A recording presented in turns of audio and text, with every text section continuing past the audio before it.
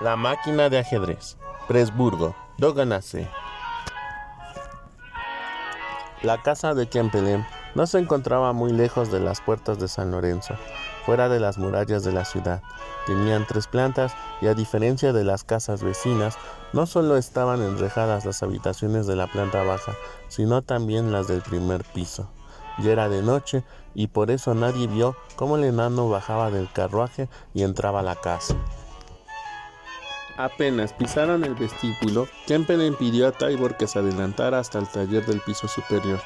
Tybor subió por las escaleras débilmente iluminadas, mientras se quitaba la bufanda, la gorra y el pesado manto que Kempelen le había comprado. De las paredes colgaban retratos y mapas. En el primer piso vio el escudo de armas de la familia, un árbol sobre una corona. En el piso superior, Tybor abrió la puerta de las 2 hojas que conducía al taller del caballero. La habitación en que Tybor pasaría casi todas sus horas de vigilia en los meses siguientes medía aproximadamente 8 pasos de largo por 6 de ancho. En el lado izquierdo se abrían 3 ventanas altas y, como las cortinas estaban descorridas, un poco de luz procedente de las farolas de la calle iluminaban el taller. En la pared derecha y en el lado frontal, 2 puertas conducían a las habitaciones contiguas. En los armarios de roble había innumerables libros, la mayoría colocados detrás de puertas de vidrio para protegerlos del polvo del taller. Repartidas sobre 2 mesas y un banco de trabajo se veían herramientas de carpintero, cerrajero y relojero. Escuadras, cepillos, sierras, martillos, taladros, escoplos, buriles, tamices, tijeras, cuchillos, llaves, abrazaderas, escofinas y sobre todo limas y alicates de todos los tamaños. Además había instrumentos que Tybor no había visto nunca, y también vidrios de aumento y espejos que reflejaban la tenue luz de la calle.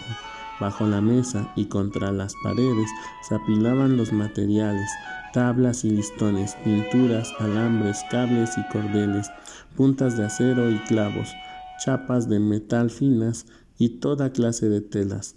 Donde no había muebles, el papel pintado francés estaba cubierto casi por completo por grabados en cobre y dibujos.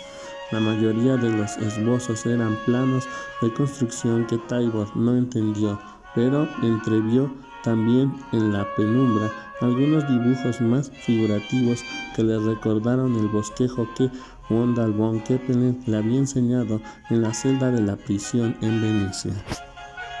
Pero Tybor vio todo aquello solo de reojo, porque desde el principio llamó su atención un objeto situado en el centro de la habitación que, cubierto con un lienzo, aguardaba el regreso de su creador.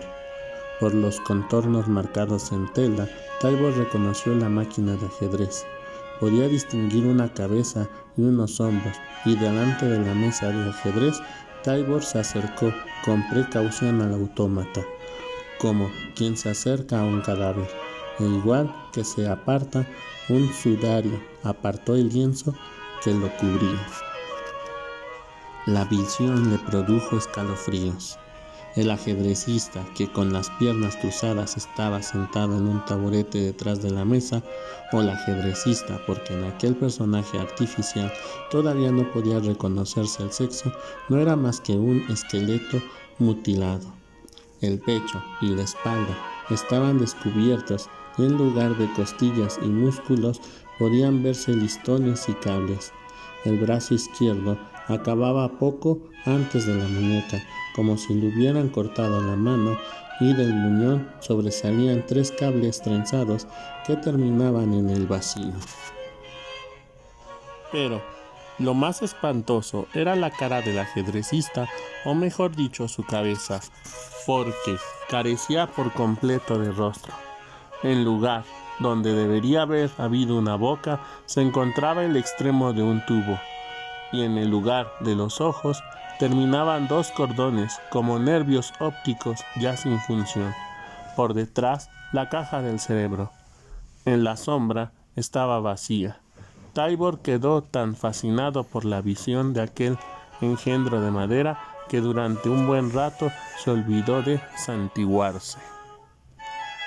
De pronto se abrió la puerta que Taibor había cerrado tras de sí y un hombre que no era Kempelen entró con una lámpara de aceite.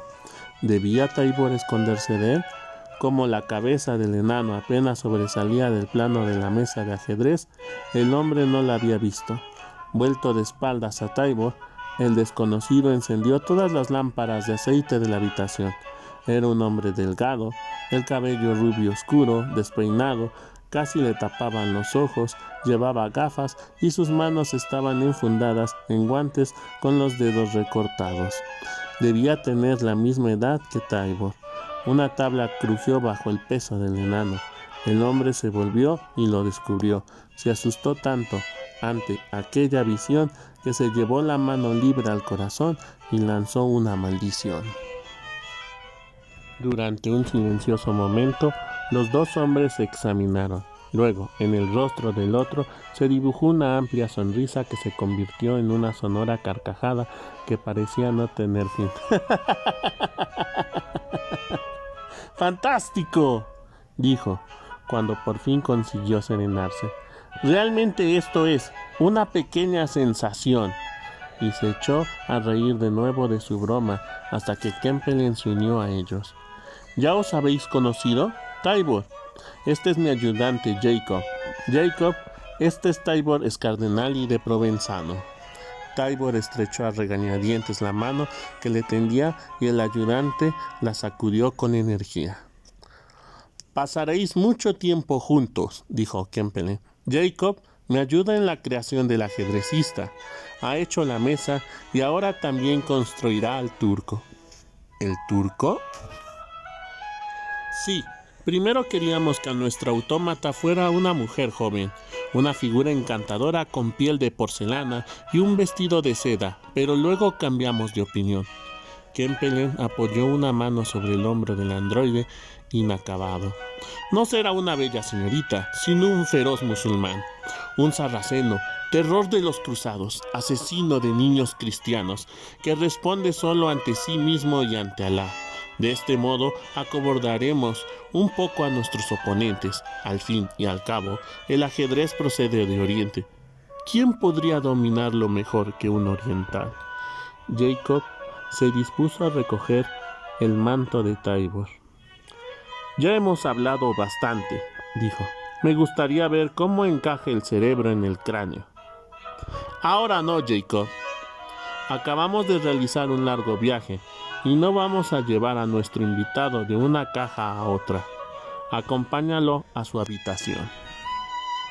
Jacob acompañó a Taibor hasta un cuarto pequeño, situado junto a un pasillo tras la puerta derecha. La habitación estaba equipada con lo indispensable. Había una cama, una mesa, una silla, una jofaina y una ventana pequeña que daba al patio interior. Aunque ni siquiera un hombre de talla normal podría alcanzarla sin ponerse de puntillas. Jacob trajo ropa de cama y un orinal. Poco después llegó Kempelen, llevando una bandeja con la cena para Taibor, un poco de pan negro y jamón, té caliente y 2 vasos. Mientras bebían, Kempelen le puso a corriente del funcionamiento de la casa. En esta casa vive mi mujer y mi hija, además de mis 3 sirvientes. Pronto te presentaré a mi mujer, y apenas te encontrarás con los sirvientes. El mozo no me preocupa, pero la criada y la cocinera son gente sencilla y mujeres. Y por desgracia, el bello sexo no es famoso precisamente por su discreción. De manera que no deben saber nada de ti. Tienen instrucciones de entrar a mi vivienda solo con mi permiso y en ningún caso en el taller. Por eso no te los encontrarás nunca aquí arriba. Para bañarte o hacer tus necesidades tendrás que emplear las horas nocturnas. Si necesitas algo, dirígete primero a Jacob. Él vive en el barrio que se encuentra bajo el castillo, pero a menudo duerme en el taller cuando se hace tarde. No temo a los espías, pero la gente sencilla de Presburgo, los campesinos, los sirvientes, los eslovacos, poseen una mala cualidad: su curiosidad, solo superada por su supersticiosa credulidad. Kempelen tomó un sorbo de té. Siento tener que agobiarte con tantas normas, pero este es un proyecto ambicioso y no puedo permitirme fracasar. Un pequeño descuido bastaría para arruinarlo todo. Tybor asintió. ¿Estás satisfecho con tu habitación? ¿Necesitas algo más? Un crucifijo. Kempelen sonrió. Claro. Luego se levantó. Buenas noches, Tybor. Me alegro de que trabajemos juntos. Estoy seguro de que nuestro encuentro será muy beneficioso para ambos. Sí, buenas noches, Signoren Kempelen. Por la mañana, Tybor pudo observar atentamente al autómata a luz del día. La mesa del ajedrez, o mejor dicho, la cómoda sobre la que se sentaba el androide, tenía apenas 2 varas de ancho y 1,25 de hondo y de alto. Las 4 patas llevaban ruedas incorporadas. En la cara delantera se distinguían 3 puertas. En el lado izquierdo una sola y a la derecha las 2 hojas de la otra. Bajo las puertas ocupaban toda la anchura de la mesa. Había un largo cajón. Tanto el cajón como las puertas estaban equipados con cerraduras.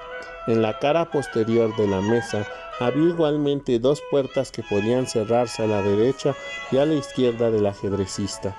Ambas eran claramente más pequeñas que las de la parte delantera. El taburete en el que se sentaba el androide estaba fijado a la mesa de ajedrez por la parte delantera. La madera era de nogal y estaba revestida en las puertas con un chapado de madera de raíz.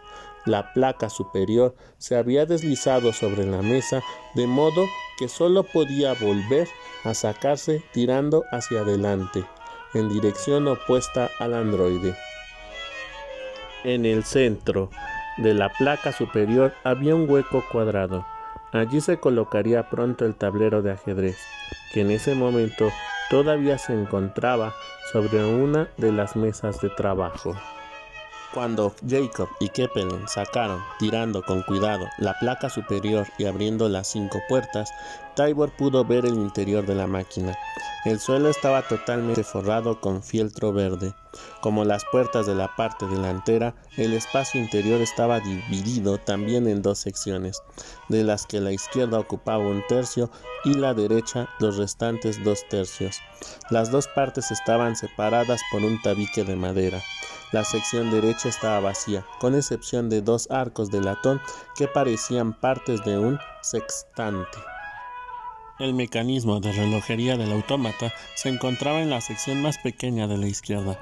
Abajo de todo había un cilindro del que a intervalos irregulares sobresalían unas puntas. Sobre el cilindro se habían montado un peine con 11 varillas de metal que, según supuso Tybor, debía ser golpeadas o pellizcadas por las puntas, como las cuerdas de un clavicornio o de un cimbalo. Tybor ya había visto algo parecido una vez, aunque de un tamaño mucho menor, una caja de música.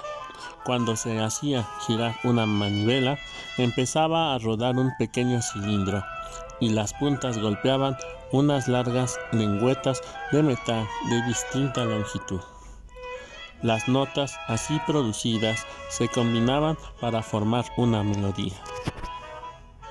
Kempelen ordenó a Jacob que diera cuerda al mecanismo. El ayudante encajó una manivela en un agujero del lado izquierdo de la mesa y la giró unas cuantas veces. El cilindro empezó a moverse lentamente. También la maraña de engranajes y muelles de diferentes tamaños que se encontraban detrás del cilindro, y el peine se puso en movimiento. Tybor observó atentamente el mecanismo, esperando que ocurriera algo. Pero aparte del movimiento continuo de las ruedas, no sucedió nada. ¿Qué hace ese mecanismo de relojería?, preguntó Tybor, después de haberlo observado un rato, para no parecer descortés. ¡Ruidos!, respondió el ayudante antes de que Kempelen pudiera hacerlo. Jacob tiene razón, confirmó Kempelen. La función de este mecanismo consiste en darle un aspecto complicado y que suene como tal. Como tú harás todo el trabajo, la maquinaria es solo un adorno, un accesorio. ¡Un truco!, precisó Jacob. Tybor estaba sorprendido por la impertinencia del ayudante, pero Kempelen se la perdonó de nuevo. Exacto, un truco, si se quiere. Tybor volvió a mirar la máquina. Él era pequeño, pero no tanto como para poder meterse en aquella mesa de ajedrez, y menos si además tenía que moverse. La sección mayor de la derecha tal vez hubiera bastado, si no tuviera allí los arcos de latón. Kempelen se anticipó a la pregunta de Tybor. Y ahora empieza la magia. Jacob introdujo las manos en el interior de la mesa y desplazó literalmente el tabique entre los dos compartimentos. Pues no se trataba de un tabique sino de dos mitades, y así los dos espacios quedaron de repente unidos. Ahí no acabó todo, porque Jacob abatió a continuación hacia un lado una trampilla de madera revestida de fieltro que cubría el suelo de la sección derecha. Finalmente, el último truco estaba en el cajón bajo las tres puertas, que tenía solo la mitad de la profundidad de la mesa, de manera que, después de apartar el doble suelo, podía ganarse todavía unos 25 centímetros de espacio adicionales. Jacob trajo un taburete para Tybor, y mientras los dos le sostenían, el enano se introdujo en la máquina. Se sentó a la izquierda, detrás del mecanismo de relojería, y estiró las piernas en el espacio libre que quedaba por detrás del medio cajón. Había espacio suficiente. Tybor no chocaba con nada, ni siquiera con el mecanismo que quedaba junto a su hombro derecho. Era como si Wanda von Kempelen hubiera construido el autómata a su medida. El inventor no podía ocultar su orgullo.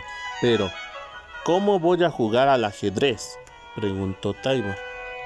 Apenas puedo moverme. A la izquierda de Tybor, en el lugar donde se sentaba el androide, había una tabla en la pared. Kempelen soltó una fijación y la tabla cayó hacia abajo sobre la falda de Tybor. A través de la abertura que había dejado al descubierto, Tybor podía ver el interior del hombre de madera. Kempelen desplazó una vara de latón hacia el exterior del vientre del androide hasta situarla sobre la tabla que Tybor tenía en la falda y la movió varias veces. Al mismo tiempo se movió la mano izquierda del turco. Esto es un pantógrafo, explicó. Cada movimiento que haces aquí abajo lo realiza arriba el turco en proporción aumentada. De momento solo puede mover el brazo, pero pronto tendrá una mano y entonces también podrá sujetar las piezas. ¿Y cómo podré ver el tablero? Kempelen inspiró aire con los dientes apretados. Este problema aún debe resolverse, pero ya tengo algunas ideas. ¿Y cómo podré hacer que las piezas... Todavía tenemos 4 meses de plazo, Tybor. Cuando llegue el momento, sabremos responder a todas tus preguntas. Kempelen y Jacob volvieron a levantar la placa que había retirado. Ahora te sumergiremos por primera vez en la oscuridad. Entre los dos deslizaron la placa sobre la mesa. Jacob cerró todas las puertas. Por un momento, Tybor se sintió como si estuviera sentado en el fondo de un pozo cuadrado, pues por el hueco del centro de la placa aún llegaba la luz. Pero entonces Kempelen colocó el tablero de ajedrez y se hizo la oscuridad. Los ruidos del exterior llegaban amortiguados. Prácticamente solo oía su propia respiración. Y ahora jugaremos a la gallina ciega, oyó que decía Jacob desde afuera. De repente la mesa de ajedrez se movió. Jacob la hizo girar sobre las ruedas en torno a su eje. El bamboleo hizo que Tybor rememorara súbitamente sus 2 días en el Elba, encerrado en un barril de madera sin perspectiva de salvación, sin que pudiera evitarlo. Sus manos se cerraron en un puño. Sentía en el cuello los latidos de su corazón y tenía la sensación de que su cabeza se hinchaba y se deshinchaba con cada pulsación. El flujo sanguíneo resonaba en sus oídos como el rumor de un río. La pared de su izquierda y el mecanismo del reloj a su derecha parecieron moverse de pronto como si quisieran aplastarlo, como si los agudos dientes de los engranajes quisieran desollarlo vivo. Le faltaba el aire y todo olía a madera y aceite. Tybor quiso pedir cortésmente que corrieran de nuevo la placa superior de la mesa, pero en cuanto abrió la boca gritó pidiendo ayuda, primero en alemán y luego en italiano. Había visto las tablas con las que habían construido la mesa de ajedrez y sabía que eran tan gruesas que eran imposible liberarse. Si nadie lo ayudaba desde afuera, quedaría sepultado en vida. Aporrearían las paredes hasta que se asfixiara, se muriera de sed o perdiera la razón. Cuando Jacob y Kempelen apartaron la placa y sacaron a Tybor en brazos, vieron que estaba empapado en sudor y tan pálido como el rostro inacabado del androide. Kempelen le trajo un vaso de agua y Jacob un paño. El enano se sintió aún más pequeño mientras, sentado en una silla, se secaba el sudor, con Kempelen y su ayudante a su lado mirándolo desde arriba. ¿No me habrás ocultado algo?, preguntó finalmente Wondal von Kempelen, cuando Tybor hubo vaciado su vaso. No, ha sido la oscuridad. Te daremos una vela. Me acostumbraré, lo prometo. Kempelen asintió con la cabeza, pero no apartó la mirada a Tybor. Jacob ya volvió a sonreír, divertido. ¿Un enano con miedo a la oscuridad? Prodigio sobre prodigio. Pensaba que vuestras minas eran oscuras como boca de lobo. Así acabó la jornada de trabajo para Tybor, que se retiró a su habitación. Kempelen le dio un pequeño tablero de ajedrez y todos los libros que tenía sobre el tema: el ajedrez o el juego del rey de Selenus, el arte del ajedrez del rabino Ibn Ezra, Esai sur le jeu des échecs de Stigman, y una copia de sus secretos del ajedrez del famoso El arte del convertirse en un maestro del ajedrez de Filidor. Y por último, traído de Venecia y recién salido de la imprenta, In Yuko Incomparabili degli Scacchi, y lo animó a que los estudiara en las siguientes semanas para perfeccionar su juego. Tybor había oído hablar de aquellos libros, pero nunca había llegado a ver ninguno, y ahora tenía 6 en sus manos.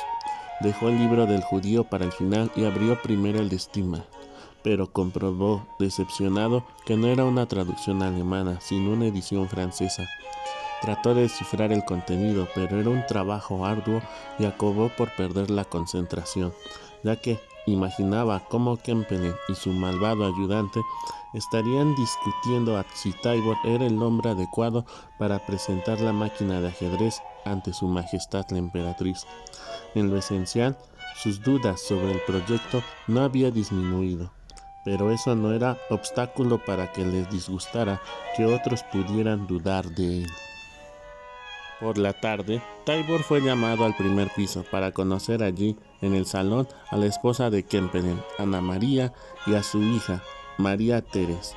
Ana María von Kempelen era una mujer de pelo castaño, delgada y de aspecto agradable, pero una permanente expresión de recelo estropeaba sus rasgos. Durante todo el rato sostuvo a la niña en brazos, aunque estaba dormida, y Tybor tuvo la impresión de que solo lo hacía para no tener que darle la mano. Kempelen había hecho preparar café y pastas, de modo que Tybor se quedó allí sentado, comiendo pan de especias y bebiendo auténtico café con nata en porcelana fina. Kempelen no permitía que se produjera un solo instante de silencio embarazoso. El caballero hablaba sin cesar, tratando de interesar a Ana María por Tybor y a la inversa. Habló sobre la aventura de Tybor y sobre la época de Ana María como dama de compañía de la condesa Erdődy, pero su jovial conversación no dio fruto. Ana María respondía a las informaciones de su marido con monosílabos, y cuando Tybor, en un valiente intento, alabó los sabrosos pastelitos de Adviento, ella explicó conscientemente y sin mirarlo que no habían sido de ella, sino su cocinera Catarina, quien lo había preparado. Pero el momento más desagradable se produjo cuando Kempelen abandonó la habitación para ir en buscar más pan de especies. Los dos estuvieron callados durante todo un minuto, mientras Tybor miraba un retrato de la emperatriz, escuchaba la respiración de la niña dormida y el péndulo del reloj de la pared, y esperaba que Kempelen volviera por fin de la cocina. Kempelen dio por concluida la reunión después de media hora con las palabras: «Aún tenemos mucho que hacer». Tybor esperó no tener que volver a ver nunca a Ana María y, si de ella hubiera dependido, seguro que efectivamente nunca habría vuelto a verla. Tybor no sabía si lo que resultaba insoportable a la esposa de Kempelen era su persona o solo el papel que representaba en el engaño de la máquina de ajedrez, aunque probablemente había un poco de todo. En los días previos a las fiestas de Navidad, los tres hombres trataron de encontrar un modo de que Tybor pudiera ver el tablero. Probaron con un tablero semitransparente y con un periscopio en el armazón del turco, pero las dos soluciones resultaron insatisfactorias. El taller no se calentaba bien, de manera que los tres hombres trabajaban con el abrigo y los guantes puestos. En los descansos, Tybor se sentaba junto a una de las ventanas y miraba hacia abajo, a Donaueschingen, donde los petersburgueses andaban sobre la nieve, campesinos y pescadores de camino al mercado, nobles a caballo y en carruajes, carboneros con trineos llenos de carbón y leña, artesanos y sirvientes. Todas eran personas con las que Tybor nunca se encontraría. Podía verlas, pero ellas no le veían, y él se sentía bien así. Wanda von Kempelen estaba a menudo fuera de casa. Aunque la emperatriz lo había liberado de sus deberes, todavía había numerosas tareas que requerían su presencia, y varias veces a la semana debía ir a la Cámara Real húngara. En estos periodos, Tybor hubiera preferido poder retirarse a su habitación para leer los libros que Kempelen le había dado y repetir las partidas maestras que contenían. Pero el trabajo en la máquina de ajedrez tenía prioridad, de modo que debía colaborar con Jacob, cuya compañía encontraba tan insoportable como la de Ana María. Mientras practicaba el manejo del pantógrafo, Jacob cantaba, como de costumbre, una de sus repulsivas canciones. El Papa vive en la opulencia con el dinero de las indulgencias y siempre bebe el mejor moscatel. ¿Quién pudiera cambiarse por él? Pero para mí sería un horror renunciar a los placeres del amor. Por eso prefiero no ser el Papa toda la noche solo en mi casa. El sultán nada en la abundancia en su castillo de 1000 estancias, bien rodeado de todo su harén. Hay quien pudiera vivir como él, pero es un enorme desatino tener prohibido beber buen vino. Por eso prefiero no ser sultán y seguir las leyes del buen musulmán. No quiero no vivir como el Papa, ni como el sultán en sus grandes casas, pero no sería mala solución alternarnos según mi inclinación. Dame un beso, pues, amor, que un sultán quiero ser yo. Ponme un trago, buen amigo, que el Papa le ha gustado el vino. ¿Sabes una cosa?, dijo Jacob. Es raro, pero creo que ni en 100 años llegaría a ser un gran maestro de ajedrez. ¿Y por qué no?, preguntó Tybor receloso. Mírate, explicó Jacob, empezando a reír antes de acabar. ¿Gran maestro? Físicamente ya es algo inimaginable. Mientras el ayudante de Kempelen reía, Tybor se puso tan furioso que golpeó con el brazo del turco el rostro de Jacob, que en aquel momento se inclinaba sobre el autómata. Las gafas del ayudante cayeron en el interior de la máquina abierta y se apretó la nariz con la mano. Cuando la apartó, vio que estaban manchadas de sangre Incrédulo, Jacob se limpió la sangre de las fosas nasales. ¿Has visto eso, To?, preguntó a Tybor indignado. Tybor se preparó para el ataque del ayudante. Podía ser pequeño, pero era fuerte, y había conseguido salir airoso de oponentes más temibles. Pero Jacob no se volvió de donde estaba. ¡Me ha pegado! Se volvió directamente hacia el androide y le gritó: ¡Soy tu creador! ¡Maldito desgraciado!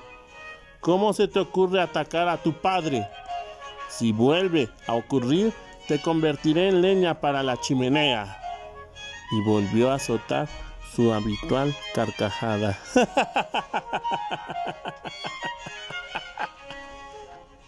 Era la última reacción que hubiera esperado Tybor.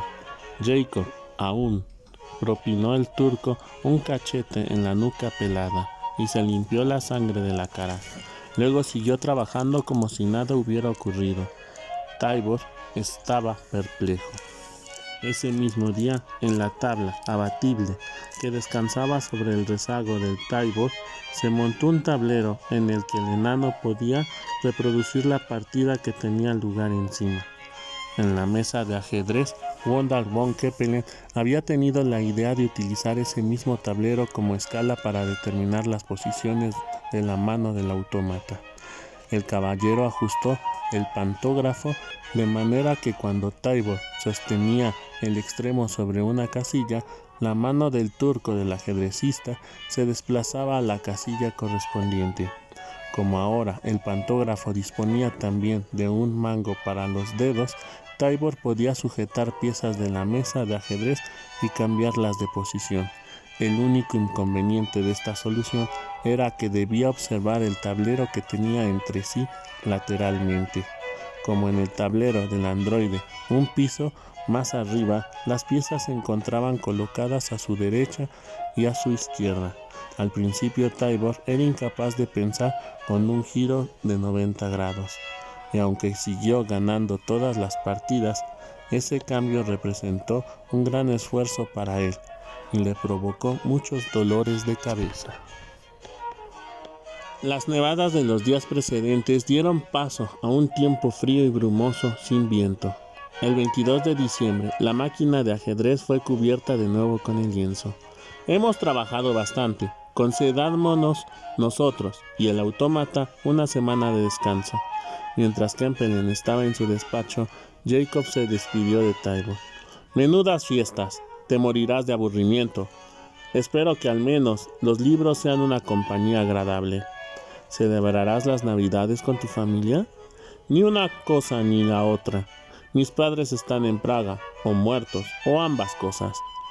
Y para mí no es fiesta. ¿Por qué no? Tiene que ver con mi religión. Tybor frunció el ceño. ¿Acaso eres luterano? Jacob levantó las manos en un gesto apaciguador. ¡Por Dios, no! ¡Soy judío!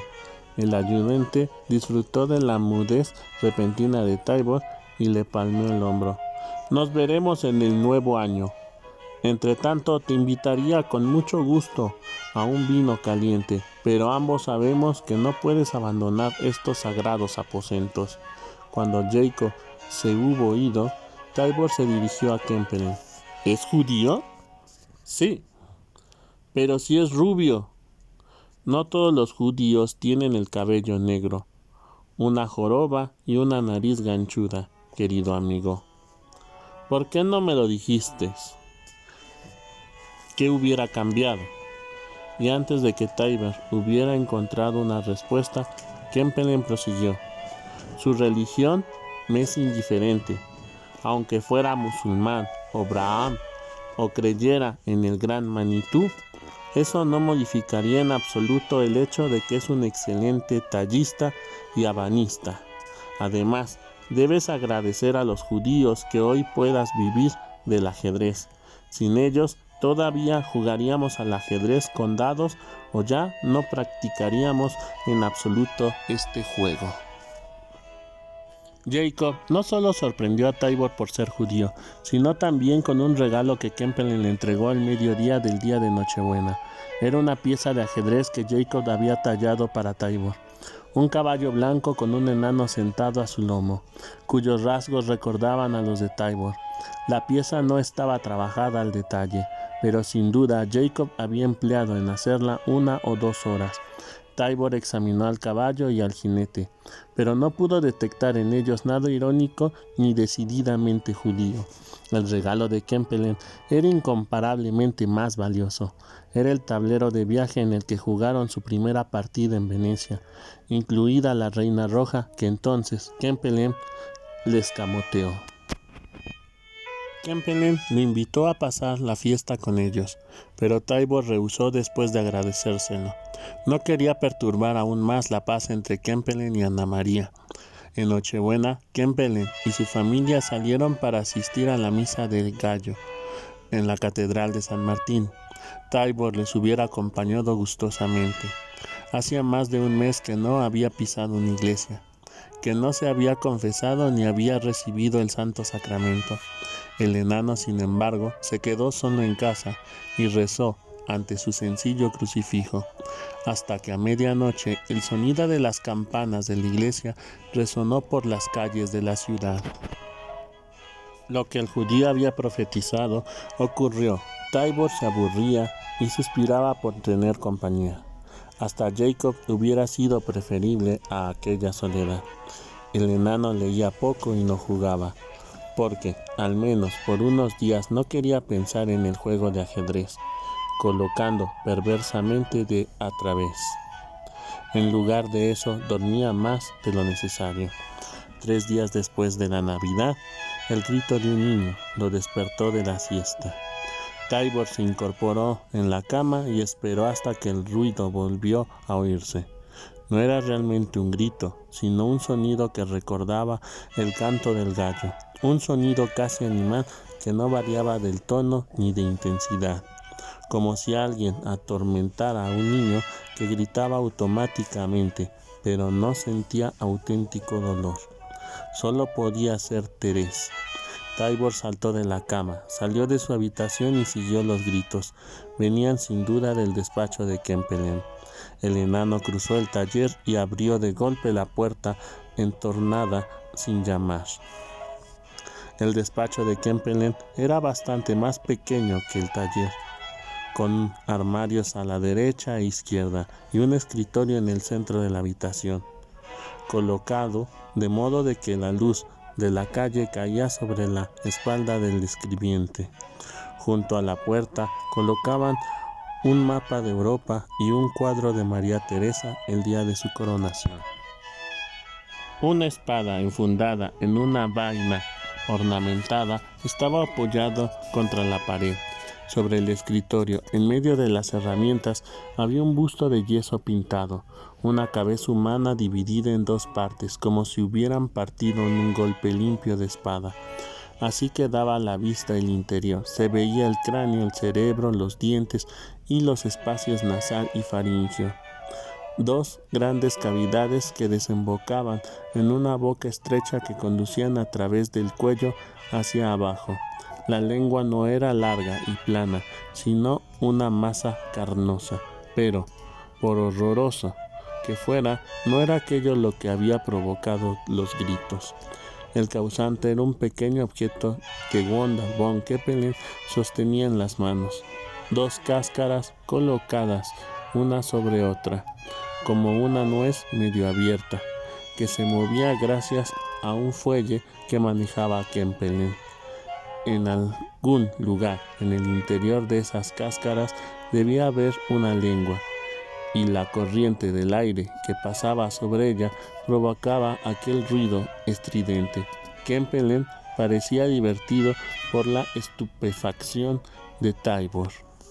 «Buenos días», dijo cuando vio la cara somnolienta del enano. «¿Qué es eso?», preguntó Tybor. «Mi máquina parlante, o al menos su principio, la A. No quería abandonarla totalmente. Te hablé de ella en Venecia, ¿recuerdas? Este es solo un sonido». Kempelen hizo resonar de nuevo el grito. pero un día tendré numerosos sonidos, sílabas, y las armonizaré como las notas de un órgano, y cuando la toque de determinada forma hablará contigo, una máquina parlante. ¿Pero para qué? ¿Para qué? ¡Claro! Por desgracia, esa pobreza de espíritu la comparten contigo muchos de tus contemporáneos. Una máquina parlante, querido amigo, es muchísimo más útil que una máquina que juega ajedrez. Piensa solo en la posibilidad de que, de pronto, los mundos puedan volver a hablar. Los mundos obtendrán una voz. ¡Qué gran logro sería ese! Kempelen sacudió la cabeza al ver que Tybor no compartía su opinión. ¿Cómo estás? ¿Tienes suficiente para leer? Sírvete tú mismo. Mi biblioteca es grande y está de vacaciones. De modo que lee tranquilamente un libro que no tenga nada que ver con el ajedrez. Ya no puedo leer. Me bailan las letras. Vaya. ¿Y qué puedo hacer por ti? Me gustaría salir. Ah, es eso.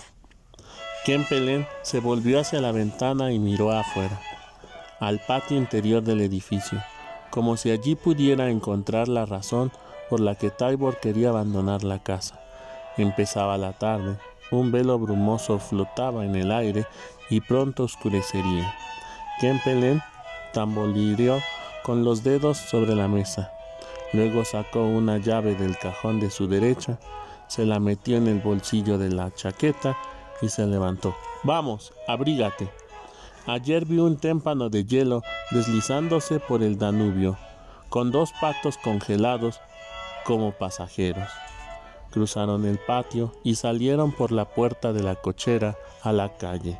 Kempelen le colocó a Tybor una capucha que prácticamente le ocultaba todo el rostro y le pidió que le diera la mano. ¿Crees que voy a aceptar?, preguntó Tybor irritado. Kempelen se echó a reír. No, solo quiero que parezca que salgo a pasear con un niño. Ya te lo dije una vez. Ningún presburgués debe ver que Wondal von Kempelen aloja a un enano en su casa. Cogidos de la mano, giraron a la derecha por la Dognagage y se alejaron de la ciudad. La preocupación de Kempelen no tenía fundamento. Con aquel frío cortante, habían pocos paseando en la calle, y los que habían salido estaban demasiado ansiosos por volver rápidamente a sus cálidos hogares para fijarse en la desigual pareja. A la derecha, entre las casas, Tybor vio fluir el siempre perezoso Danubio, y cuando se volvió, vio las murallas de la ciudad, las puntiagudas torres de la iglesia y el imponente castillo por detrás. Hacía tanto poco viento que las numerosas columnas de humo ascendían en línea recta hacia el cielo gris, y los gritos de las cornejas que alentaban con indolencia y transversaban círculos entre ellas podían oírse con claridad. Finalmente llegaron a su destino, el gran cementerio de San Andrés. En un día como aquel, los muertos no tenían compañía.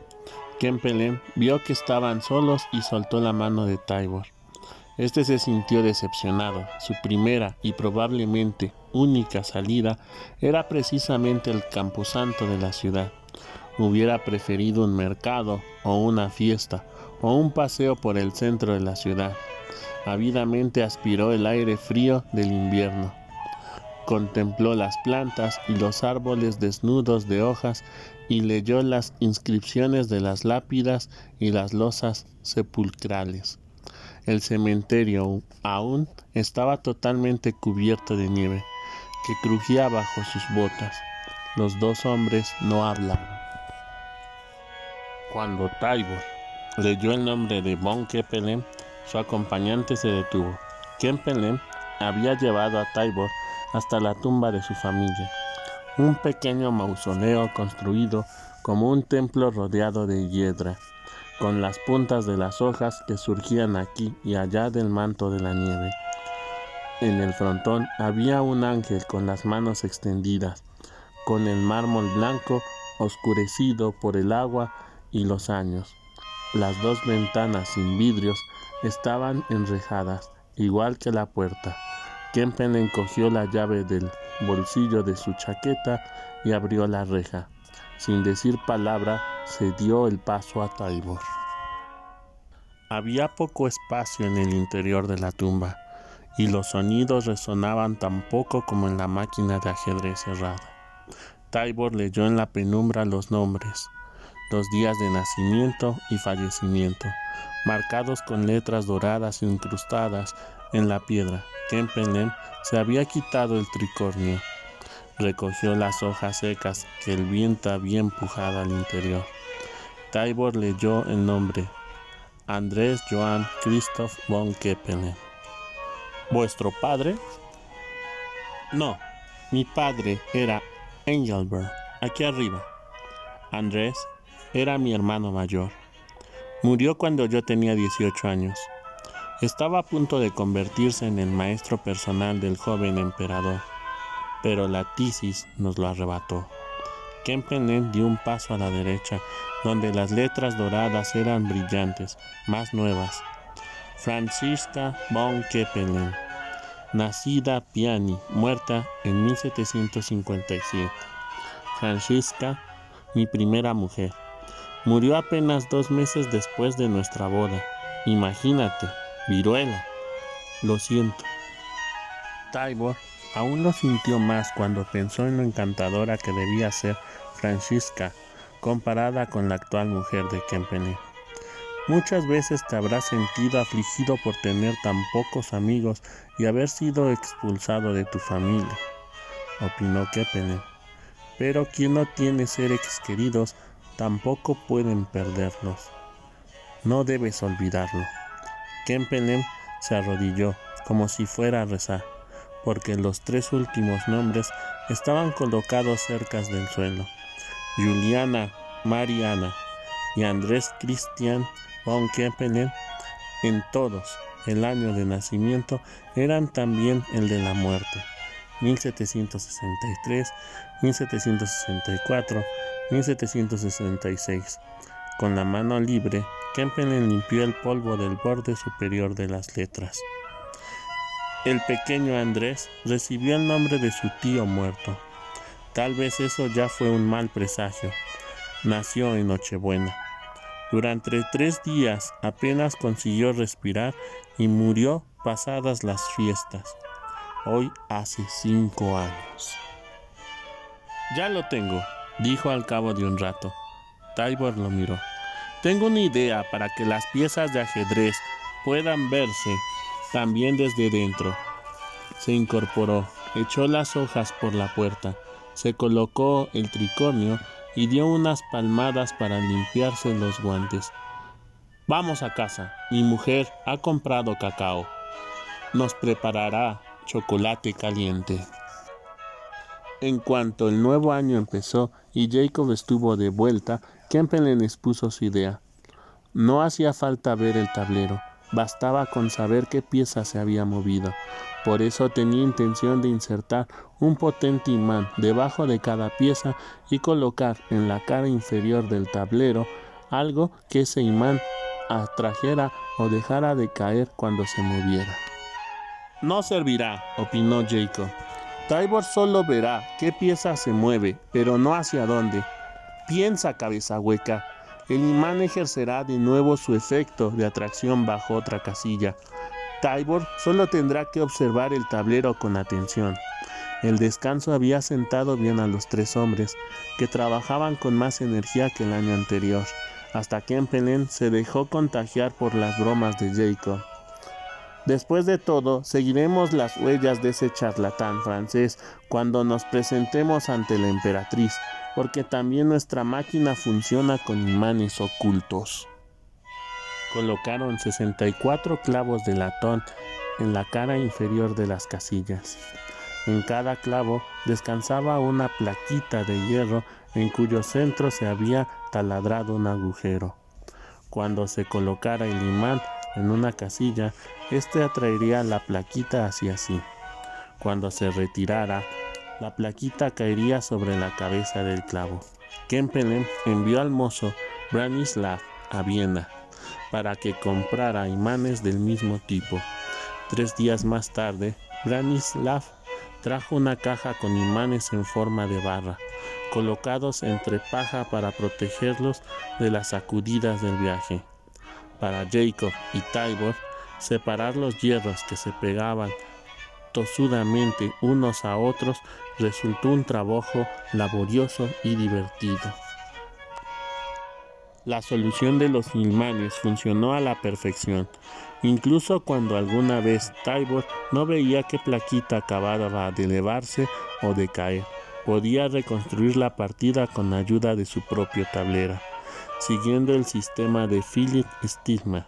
Tanto en el tablero de Tibor como en el androide se marcaron las casillas horizontales con las letras de la A a la H y las verticales con los números del 1 al 8. Con eso quedaban superados todos los obstáculos importantes. Ahora que ya no había que llegar a las varillas y a los cables en el interior del androide, Jacob pudo colocar la carne sobre las costillas y una cara en la cabeza del autómata. El ayudante empezó su trabajo insertando en el cráneo los 2 ojos de vidrio marrones que Kempelen había adquirido al signore Coppola en Venecia, y los montó de manera que Tibor los pudiera hacer girar tirando de un cable. El efecto era espectacular.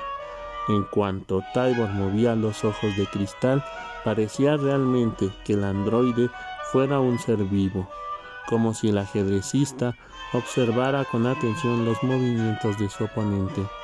Tibor podía mover además la cabeza hacia adelante y de nuevo hacia atrás mediante un ingenioso mecanismo ideado por Kempelen.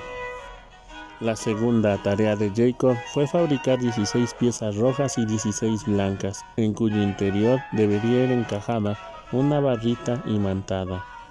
El ayudante hizo varios esbozos del aspecto que podía tener las piezas, pero, para decepción de Jacob, Kempelen se decidió por una forma clásica, un poco pesada, que ofrecía espacio suficiente para los imanes.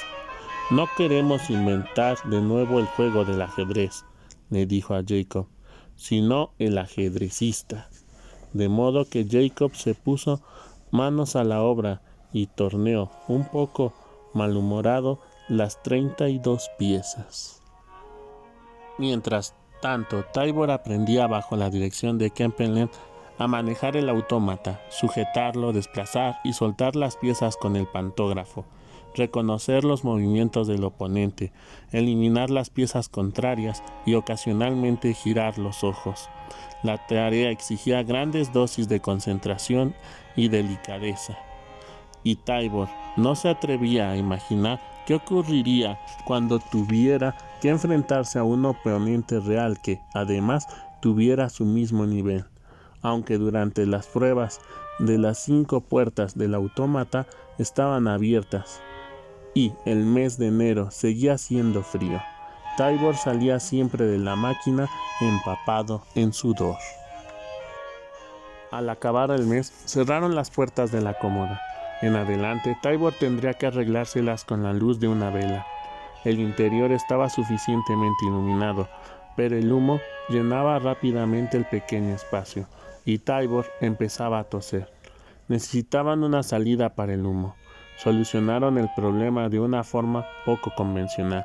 Como ya existía una abertura que iba de la mesa al cuerpo del androide, Jacob cerró en su cráneo un agujero que serviría de salida del humo.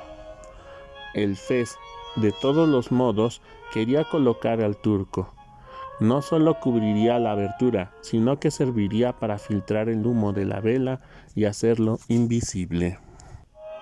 Durante una de las pruebas, Ana María pasaba el día en casa de la familia de su cuñado, el hermano de Kempelen, Nepomuk. Los 3 hombres recibieron una visita inesperada. Antes de Branislav pudiera impedirlo, una mujer abrió de un empujón la puerta del taller. «De modo que te ocultas aquí», dijo con acento húngaro. El cabello moreno caía en rizos sobre sus hombros.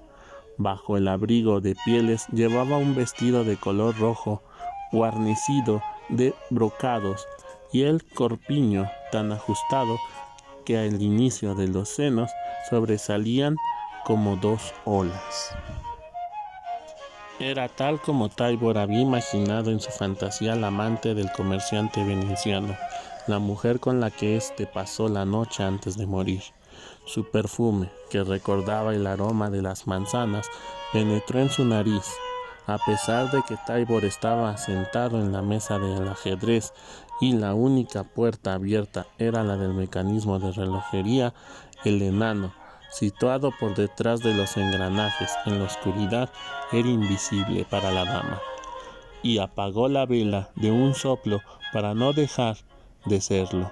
El humo de la mecha sofocó el aroma de la mujer. «¡Y Bolya!», dijo Kepelen con desgana. ¡Qué sorpresa!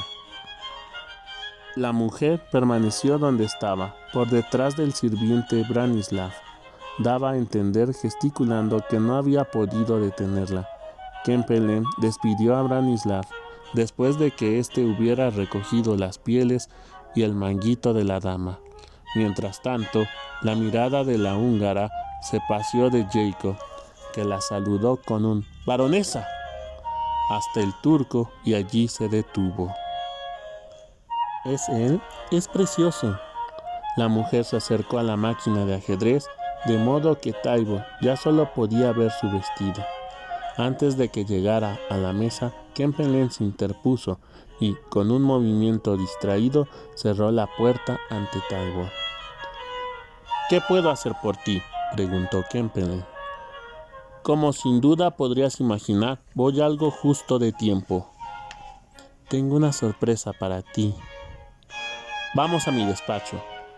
Tybur oyó cómo los pasos se alejaban y la puerta del despacho se cerraba tras ellos. «Puedo imaginar la sorpresa», dijo Jacob. «¿Una baronesa?», preguntó Tybur. Jacob abrió la trampilla posterior junto a Tybur y miró dentro. «No hace falta que le rindas pleitesía, Tybur. La baronesa Jesselnack es el mejor ejemplo de que la nobleza obedece a los mismos impulsos que el más sencillo campesino». «¿Qué estás haciendo aquí?». «No sé qué hará ahora, pero puedo imaginar muy bien por qué ha venido. Post scriptum. Seguro que no es una casualidad que Ana María no se encuentre hoy en casa». Si les gustó el video, no te pierdas todos los viernes un capítulo de La Máquina de Ajedrez. Suscríbete, toca la campanita y dale un like con una manita hacia arriba. Saludos y hasta la próxima, amigos.